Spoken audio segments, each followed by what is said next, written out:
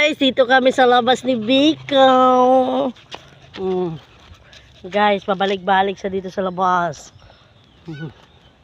Dito kami guys.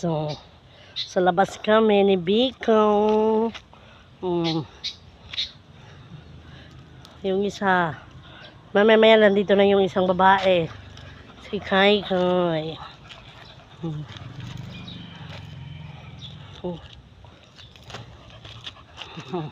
Tingnan nyo guys, yung ginagawa niya. Ikot lang siya.